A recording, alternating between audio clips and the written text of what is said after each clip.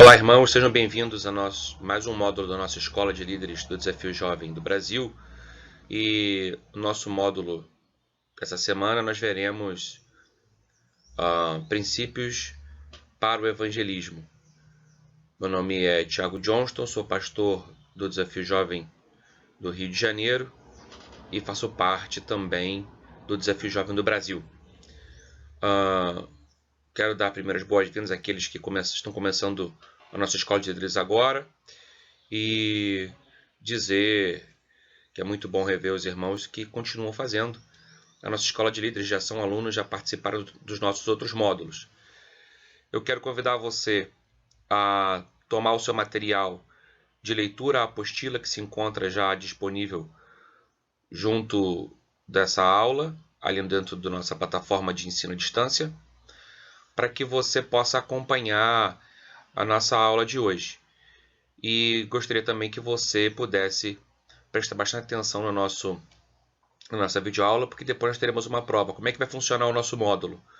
Nós vamos ter essas apresentações, depois você tem um material para fazer uma leitura, você vai fazer uma pequena prova e vai redigir um resumo de leitura, da leitura que nós vamos indicar para os irmãos para poderem fazer, ok? Bom, seguindo adiante, nosso primeiro slide. Princípios para o evangelismo, um guia prático para abordagem eficaz de evangelismo. Esse material foi desenvolvido pelo pastor Don Wilkerson, Mike Zelo e Tim Zelo. Don Wilkerson é o irmão do amado pastor David Wilkerson. Don Wilkerson foi o criador também do Global Teen Challenge e diretor do Desafio Jovem do Brooklyn durante muitos e muitos anos. Hoje já está aposentado. Princípios para o evangelismo, um guia prático para a abordagem eficaz de evangelismo. Então nós vamos ver hoje 3 itens. São eles: uma abordagem eficaz de evangelismo, um testemunho eficaz. O texto do nosso slide diz assim, da nossa abertura, diz: o Espírito do Senhor está sobre mim, porquanto me ungiu para anunciar boas novas aos pobres. Enviou-me a proclamar libertação aos cativos e restauração da vista dos cegos, para pôr em liberdade os oprimidos e para proclamar o ano aceitável do Senhor. Esse texto se encontra lá em Lucas, no capítulo de número 4, versículo 18 a 19. Portanto, irmãos, esse é o nosso trabalho, né? Jesus já nos orienta a fazê-lo. A importância do evangelismo, ela é sublime, porque nós precisamos anunciar as boas novas. Aliás, a palavra evangelho, ela vai ser utilizada no passado, não na literatura cristã, mas sim na literatura grega, na verdade literatura romana em grego, quando se anuncia ou se discorre a respeito da vida dos imperadores. Então, eles diziam evangelho como as boas novas do imperador, o imperador que tinha características de deuses para os romanos. Inclusive era o sumo pontífice da religião pagã do Império Romano. Então, a palavra evangelho, ela vai ser utilizada na literatura cristã a partir de Marcos, lá no capítulo 1, versículo 1, quando ele diz: princípio do evangelho de Jesus, o Cristo, Filho de Deus, com a ideia e a intenção direta de dizer que Jesus é rei e é Deus, porque o evangelho aos romanos, o evangelho para os romanos significava isso, né? Boas novas de um imperador que é rei e que é Deus. Assim, Marcos utiliza desse recurso então e começa a escrever as boas novas da vida do Messias. Nós utilizamos a palavra evangelho como o ir para proclamar boas novas do Senhor Jesus. Então, dentro desse aspecto todo, nós temos algumas orientações básicas. Primeiro, uma abordagem eficaz de evangelismo é, ou deve ser, né? Concentrada. A ideia de evangelizar não é simplesmente sair pelas ruas entregando folhetos ou de forma desorganizada ou de uma maneira totalmente não planejada. Porque quem planeja falhar, quem falha em planejar, planeja falhar.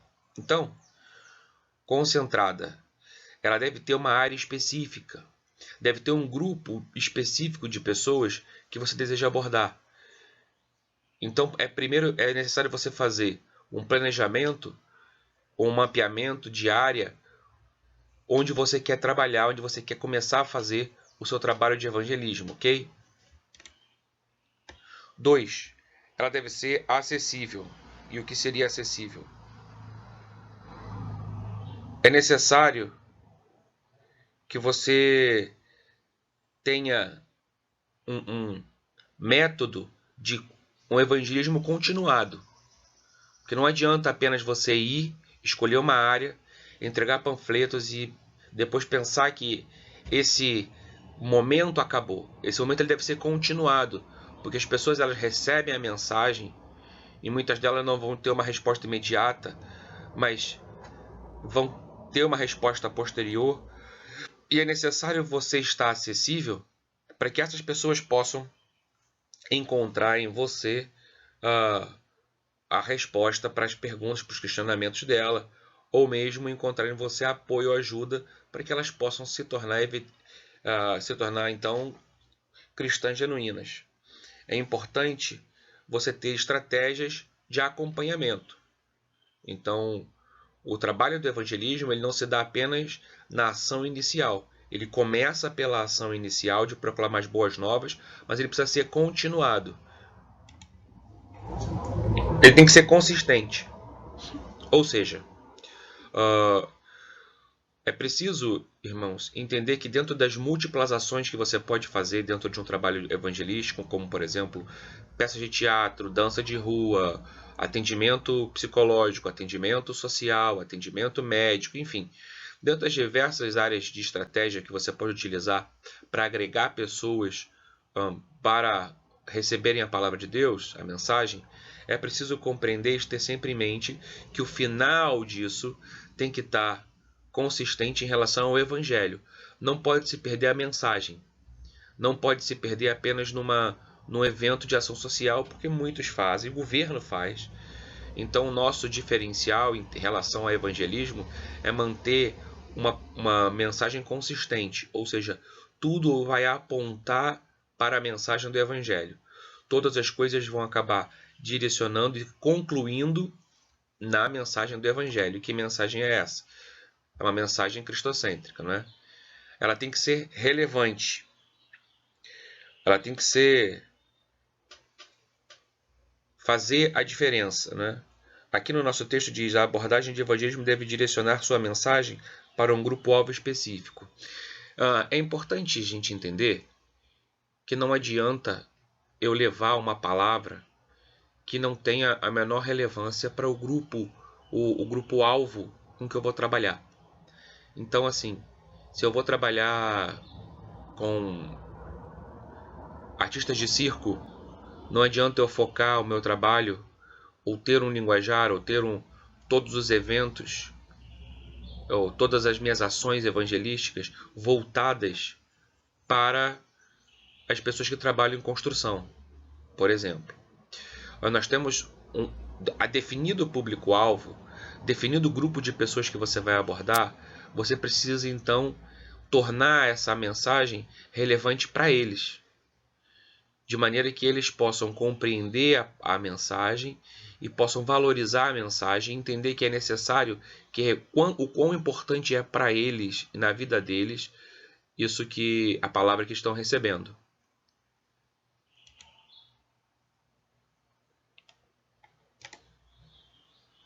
Precisa ser prática. Ou seja, dentro da relevância, você precisa ter algo prático, ou seja, você precisa fazer uma conexão da mensagem enviada, da mensagem dita, para a realidade das pessoas. Ou seja, qual é a conexão que existe no advento de Cristo ou na passagem que você vai esporadicamente pregar ou anunciar com a vida daquelas pessoas? Qual é a relação disso? Como é que elas colocam isso que elas estão vendo através do seu evento evangelístico? Como é que elas vão ver isso e como é que elas vão aplicar isso no dia a dia delas? Você tem que pensar que elas precisam saber e entender como isso se dá na prática, na realidade da vida delas, porque senão fica algo muito abstrato. E aí você perde força para alcançar vidas. Isso acontece muito, tanto no trabalho de rua evangelístico, quanto dentro das igrejas, quando se pregam palavras que não têm o menor relacionamento a menor relação com a prática do dia a dia daquele público-alvo que recebe a mensagem. Então é preciso você estudar e se preparar para que possa relacionar a palavra e efetivamente o seu significado à prática, ao dia a dia do grupo que você vai evangelizar. Ela tem que ser genuína. Os testemunhos eles precisam ser verdadeiros, não é? E normalmente de pessoas que vivenciaram ou aquela modo de vida que as pessoas do grupo que você está evangelizando vivenciaram. Isso traz um impacto muito grande quando você conta um testemunho que tem uma relação direta com as pessoas que estão vivendo ali o mesmo problema ou a mesma situação. Então é interessante que você tenha sempre testemunhos que se relacionem com um grupo de pessoas que estão ali. Cristocêntrica, porque o Evangelho nunca pode se afastar disso.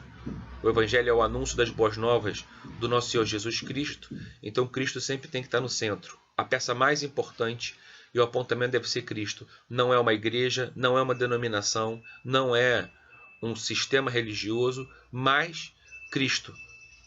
Deus que se fez carne, se entregou voluntariamente numa cruz para morrer por nós, para que nós tivéssemos oportunidade de uma vida eterna. Ponto. Esse é o centro do nosso evangelismo. Jesus Cristo. Acompanhada. O evangelismo ele precisa ter, como nós falamos em acessível, precisa ter uma abordagem de acompanhamento. Você precisa ter ações continuadas para que essas vidas elas possam ser direcionadas. Algumas pessoas vão ter o perfil do desafio jovem, portanto, vão ser acompanhadas pelo desafio jovem. Outras pessoas que serão abordadas e serão evangelizadas não vão ter o perfil do desafio jovem. Então, o que fazer? É preciso, nesse ponto, você compreender que nós temos que ter uma ligação, uma parceria com a igreja local. Para quê? Para que a igreja local possa dar o acompanhamento a essas outras pessoas. Por exemplo, os familiares. Se nós estamos trabalhando com pessoas, com nosso alvo, o público-alvo é dependentes químicos e familiares. Os dependentes químicos vão para o desafio jovem, e os familiares vão para onde?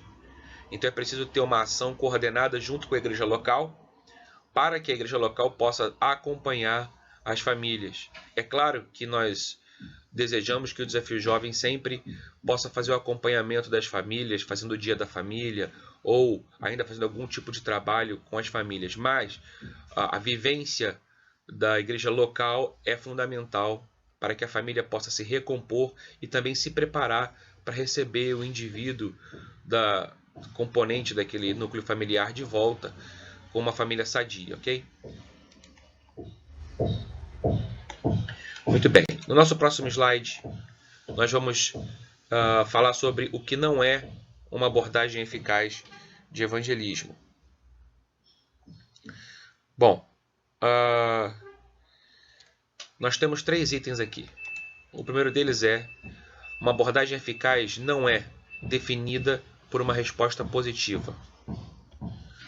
Em Atos, no capítulo 1, versículo 8, diz que nós receberemos poder quando nós recebermos o Espírito Santo de Deus e seremos testemunhas do Senhor em todos os lugares que nós venhamos a passar. O nosso papel, então, não é obter uma confissão de conversão de alguém. O nosso papel é testemunhar daquilo que Deus tem feito na nossa vida após nós termos entregado a nossa vida ao senhorio de Cristo. Então, o nosso papel é sermos testemunhas fiéis, é falarmos daquilo que tem sido o nosso dia a dia, é falarmos daquilo que foi a nossa história, o que tem sido a nossa história durante esse tempo todo.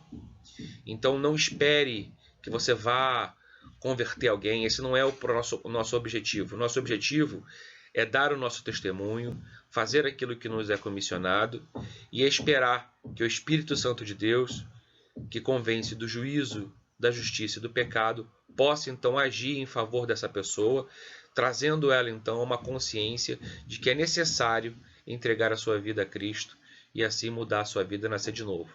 Então, perceba que o final do nosso trabalho não é obter uma resposta positiva, e sim entregar um testemunho fiel, um testemunho correto, um testemunho de vida que esteja aliançado à maneira cristã de seguir a Cristo, né? Não é definida por uma resposta imediata. Em 1 Coríntios capítulo 3, versículo 6, o texto diz assim: eu plantei, Apolo regou, mas Deus deu o crescimento. Esse texto de Paulo, ele deixa bem claro que nós fazemos um trabalho, né, nós semeamos, nós cuidamos da semente, nós preparamos e esperamos que ela venha a florescer, mas quem dá o crescimento final, quem faz com que o trabalho que nós estamos investindo, que nós estamos fazendo, estamos organizando, floresça, é Deus. Então, não espere que as coisas aconteçam segundo a sua palavra, mas espere que Deus possa dar o crescimento no momento adequado. Algumas plantas demoram mais tempo para sair do solo, outras demoram menos tempo. Assim também é a palavra plantada na vida das pessoas. Algumas vão ter uma resposta mais rápida, outros uma resposta mais lenta. Mas tenha em mente que nós precisamos continuar investindo nas vidas, porque não basta plantar uma semente, mas você tem que regar a semente, tem que manter o solo úmido e assim aguardar que Deus possa fazer o milagre do renascimento por conta dele, né? E a partir disso temos que entender também que a oração é fundamental, não é? A oração ela vai ter um papel grande dentro do evangelismo, porque nós estamos lutando não é contra a carne e contra o sangue, mas estamos lutando contra dominadores e potestades, não é? Assim como diz lá em Efésios. Então, tenha em mente que nós temos que trabalhar com tranquilidade e esperando o momento certo para colher aquilo que nós temos plantado na vida das pessoas. E o terceiro ponto do nosso slide, que uma abordagem eficaz de evangelismo não é de responsabilidade exclusiva do evangelista. Lá em 1 Coríntios capítulo 3, versículo 7, também diz assim: pelo que nem o que planta é alguma coisa, nem o que rega, mas Deus que dá o crescimento. Então, nós temos que entender que nós somos portadores de uma mensagem, nós carregamos uma mensagem conosco, levamos a mensagem, temos um papel muito importante, mas a responsabilidade não é somente daquele que leva a palavra. Tem todo um conjunto de coisas acontecendo. E o principal de tudo é o papel do Senhor na vida dessas pessoas. Deus é que vai fazer o trabalho final. Nós somos apenas um instrumento nas mãos do Senhor. E como instrumento, você deve entender que o resultado da obra pertence ao artista, não à ferramenta que ele usa. Então nós somos ferramentas e Deus é o artista. Permita que Deus possa usar a sua vida. Entenda, sim, que se você é uma boa ferramenta, Deus vai lhe usar e vai ser importante no processo, você tem o seu valor dentro desse processo, mas o resultado da obra e o grande valor da obra está nas mãos do nosso Deus, que vai realizar, vai confeccionar o resultado da sua obra, que é a conversão de vidas, que são pessoas salvas em Cristo Jesus. Então, não se coloque como centro do processo, mas apenas como um ajudador desse processo, ok? Agora nós queremos falar um pouquinho sobre uma testemunha eficaz. Uma vez que nós somos testemunhas, não é, irmãos? Uma vez que nosso papel dentro do processo de evangelismo é testemunhar daquilo que Deus tem feito, daquilo que Deus faz na nossa vida, então nós temos alguns itens que nós queremos abordar. Uma testemunha eficaz, ela é encontrada onde as pessoas machucadas estão. Então, ela precisa estar onde as pessoas estão. Muitas vezes nós queremos e temos a tendência de nos isolar dentro do nosso clube social, que nós chamamos muitas vezes de igreja. Nós queremos conviver apenas com crentes, viver dentro do nosso grupo em que o nosso linguajar evangélico ele é conhecido, as pessoas conseguem decifrar aquilo que nós queremos dizer através de expressões evangélicas.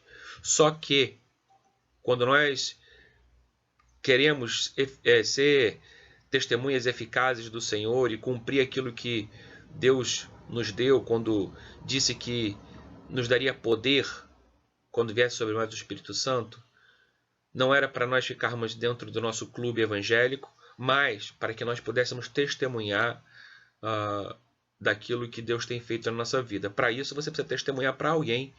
Quem testemunha, testemunha para alguém e normalmente testemunha para aqueles que não conhecem a Deus, não é? Porque testemunhar para aqueles que já conhecem, qual o valor específico? As pessoas já conhecem a Deus, têm um relacionamento com Deus, então nós precisamos testemunhar para aqueles que estão ainda perdidos. Então nós precisamos fazer tal qual Jesus, que começa seu ministério indo àqueles que estão à margem. Lá em Mateus capítulo 4, você vai poder ler no final do capítulo, a partir do versículo de número 23, que ele começa a falar que todos traziam a Jesus doentes, endemoniados, pessoas machucadas, e eles as curava. E ele então se assentou e começou a ensiná-las. E aí começa, no capítulo de número 5, o Sermão do Monte, quando Jesus começa a instruir. Instruir quem? Os seus discípulos. Quem são os seus discípulos? Quem está machucado, quem está perdido, quem está endemoniado e que ele cura. Então, esse é o nosso papel, viu? Trabalhar com as pessoas que estão à margem. Levar para elas um testemunho de que é possível uma mudança, é possível um recomeço, é possível nascer de novo em Cristo Jesus, como escreve Paulo no capítulo 5 de 2 Coríntios, no versículo 17. E se alguém está em Cristo, nova criatura é. As coisas velhas já passaram, eis que tudo se fez novo. Muito bem. Uma testemunha eficaz ama as pessoas. O amor ele vai ser fundamental para que você possa fazer esse movimento. Não é um amor eros, nem um amor filéu, mas o amor agape, que é o amor verdadeiro, genuíno, um amor pela criação de Deus, pelas criaturas de Deus, por aqueles que sofrem. Esse amor ele vai vir através de um relacionamento com Deus. Não há outra maneira de você ter esse amor, porque a palavra de Deus diz que nós amamos porque Ele nos amou primeiro. Então esse amor ele vem de Deus para a nossa vida e depois da nossa vida para o próximo. Assim, é preciso nós termos esse amor no coração. E se você organiza o evangelismo, tenha em mente que essa é um grande item, um grande tópico importante para o grupo de evangelismo. Pessoas que amam pessoas que verdadeiramente se importam. Porque hoje você tem muita gente que passa por alguém caído numa rua, que passa por alguém deixado no chão, e é como se aquela pessoa não existisse, porque não faz mais diferença. Mas não. precisa sim, nós precisamos ficar incomodados com as pessoas que estão padecendo, precisamos estar incomodados com as pessoas que sofrem, e essa é uma das características importantes de uma testemunha eficaz. Ela se importa genuinamente com as vidas, ela ama pessoas, tá? Lógico que o mais importante é amar a Deus. A palavra diz que nós temos que amar a Deus sobre todas as coisas. Nós temos que buscar o reino de Deus em primeiro lugar e a sua justiça, e as demais coisas serão acrescentadas. Então, nós precisamos ter esse amor ao Senhor e esse relacionamento com Deus. Sem relacionamento com Deus, é impossível você ser uma boa testemunha, é impossível você dar ou falar alguma coisa de alguém que você não conhece, de alguém que você não tem um relacionamento mínimo, não é? Compartilha uma mensagem clara. Você precisa entender que a testemunha eficaz, ela fala uma mensagem que as pessoas possam entender, né? Ela, como diz lá em 1 Coríntios capítulo 2, versículo 1 e 2, diz assim: E eu, irmãos, quando fui ter convosco, anunciando-vos o testemunho de Deus, não fui com sublimidade de palavras ou de sabedoria, porque nada me propus saber entre vós, senão a Jesus Cristo e este crucificado. Ou seja, não queira você sair e falar bonito ou querer trazer um linguajar rude para pessoas cultas. É preciso adequar a sua mensagem ao seu público-alvo, ao seu interlocutor. Entenda que se nós estamos falando com pessoas com baixo nível de escolaridade, você vai ter que adequar o seu vocabulário a essas pessoas para que elas possam receber de forma integral aquilo que é a mensagem que Deus tem colocado ao seu coração para enviar. De outra sorte, se você está com pessoas que têm uma capacidade intelectual, um desenvolvimento intelectual um pouco mais elevado, é interessante que você possa usar também, então, perdão, irmãos, que você possa usar então um vocabulário adequado ao ambiente que você vai frequentar, ao ambiente que você vai estar levando a palavra, ok? E finalmente, ele espera, uma testemunha eficaz, espera que Deus a use.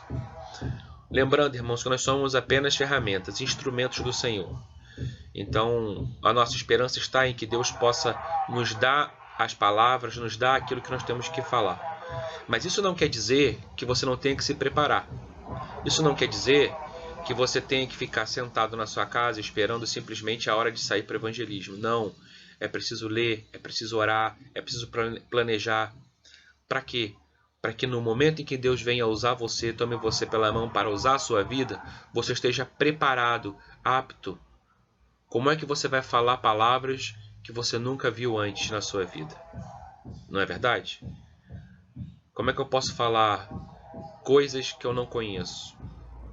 Então eu preciso conhecer a palavra de Deus, eu preciso conhecer a Deus, eu preciso ter um relacionamento com o Senhor, para que Ele possa me usar. Porque, caso contrário, Ele usa outra ferramenta. Você quer ser usado por Deus? Se prepare, mantenha-se sempre afiado, pronto, para que o Senhor possa te usar como uma ferramenta eficaz, como uma testemunha eficaz para a honra e glória dEle. Porque tudo se resume a render honra e glória e frutificar para o Senhor, não é?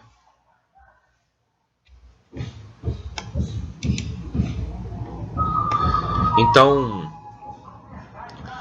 encerrando a nossa aula de hoje, eu espero que você tenha aproveitado bem e que se você tiver alguma dúvida, alguma sugestão, algo para acrescentar, por favor, vá até o fórum, poste sua mensagem lá, participe para que nós possamos trabalhar juntos.